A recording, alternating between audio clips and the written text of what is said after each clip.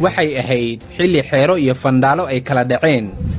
waxay ahayd xilligii uu bilowday burburkii qarannimada Soomaalida oo idil. waxay ahayd xilli aqoonyahankii iyo jaahilkiiba, caaqilkii iyo makaasmaxastuba ay isku caqli noqdeen. waxay ahayd xilligii anshixii suubanaa iyo akhlaaqdii wanaagsanayd ee Soomaalida lagu yaqiin ay go'aansatay inay isaga haajirto dhulka Soomaalida oo idil. waxay ahayd xilli duurjoogtii Soomaaliya ku noolaa ay isaga hayaameen cariga Soomaaliya, ayaga oo ka tallaabay xuduudda Kenya iyo Tanzania, ayaga oo galay xeryaha duurjoogta ee Serengeti iyo Maasai. waxay ahayd xilli wax waliba ay isbeddeleen.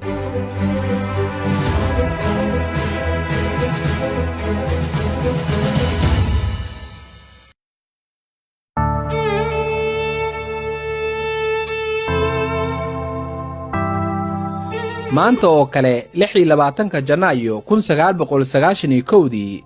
Soomaaliya waxay u ahayd maalintii midnimadeedii, jiritaankeedii iyo qarannimadeediiba ay mugdi daran gasho. 26 Janaayo waa maalintii ugu dambaysay ee magaalada caasimadda ah Muqdisho laga saaray madaxweynihii hore xukunka militariga dalka ku qabsaday marxuum Maxamed Siyaad Barre. xukuumaddii militariga ahayd ee dalka maamulaysay ku dhowaad rubac qarni 21 sano waxay dalka ka dhigtay qaran la tartami karay qaaradaha kale ee dunida marka laga eego horumarka dhaqaalaha iyo midda siyaasadeedba, inkastoo markii dambe ay lumisay kalsoonida shacbiga Soomaaliyeed oo dhan. waxay dowladdii kacaanka noqotay dowladdii xuduudda militariga ugu xoogga badnayd qaaradda Afrika, gaar ahaan Geeska Afrika, iyadoo xooggii ciidamada Soomaaliya loo yaqiin xilligaasi libaaxyada Afrika.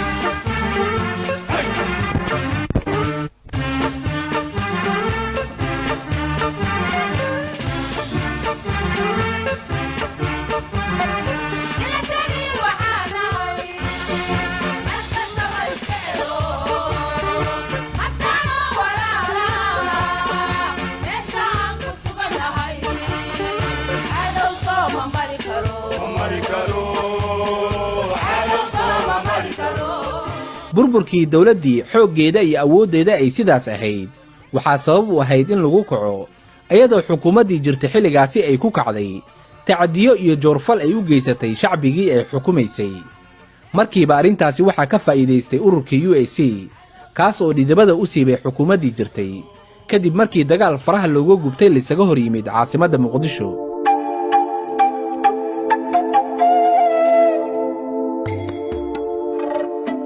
maalintaasi oo ku beegan maanta oo kale 26 Janaayo waa maalintii aqoonyahanka Soomaaliyeed, saraakiisha ciidamada qalabka siday, culumaa u diinkii iyo dhallinyaradii iyo haweenkuba aysan ka fikirin marnaba maxaa xigi doona haddii Maxamed Siyaad Barre xukunka laga tuuro.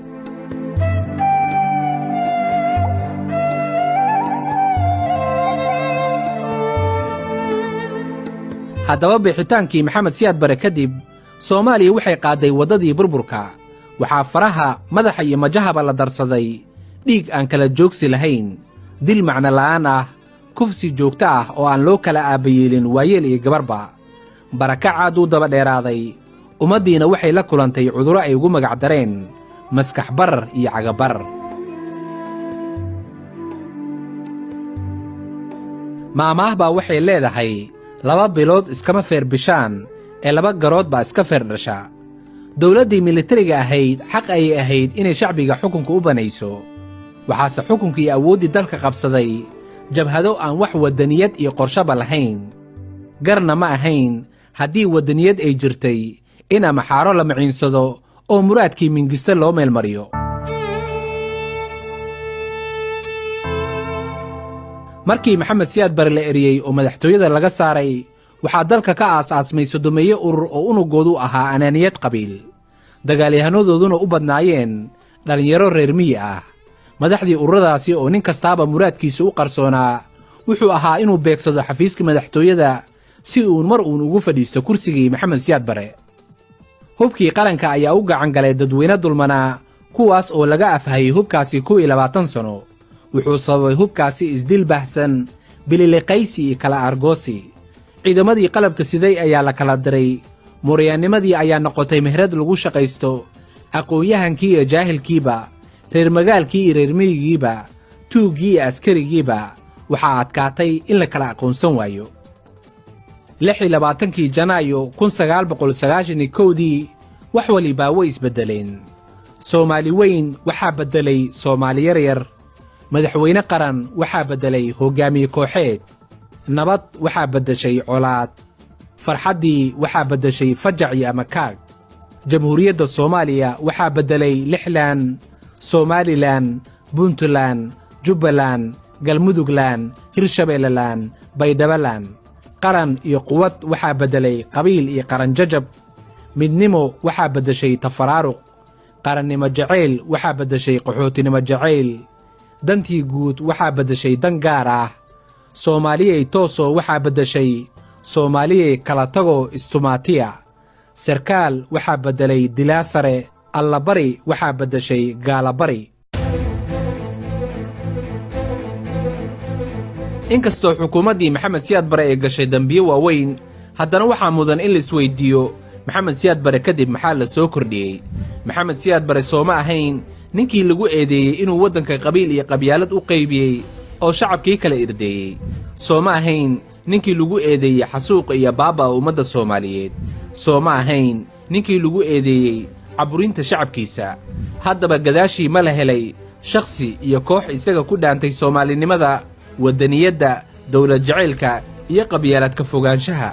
jawaabtu waa mid iska cad waa kadaroo dibidhal arrumey yaa ku sheega oo beenay ku qariya wixii odayga loo riday waxay ahayd in badda soomaaliya sun lagu shubo in badda la iibsado barigana saxara laga dhigo hantidii qarankana hanti gaar ah laga dhigto wixii odayga loo eriyey waxay ahayd in muraadkii mingiste loo meelmariyo oo dalka looga taliyo addis ababa muraadku wuxuu ahaa in nidaamka iyo haykalka dawladnimada la baabi'iyo oo dalka uusan yeelan wax dawlad ah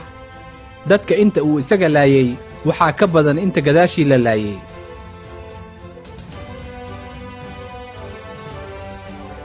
26 janaayo waa maalinta soomaalida balaayo cirka dig ugu soo tiray ilaa iyo haddana aan la doonayn in xal laga gaaro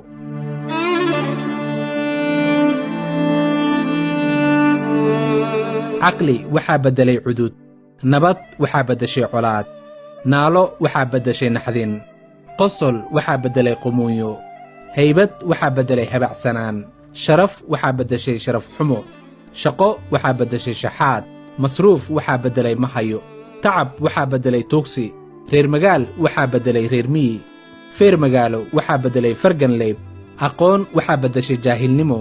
talyaani waxaa beddelay tigree rooma waxaa beddeshay addis ababa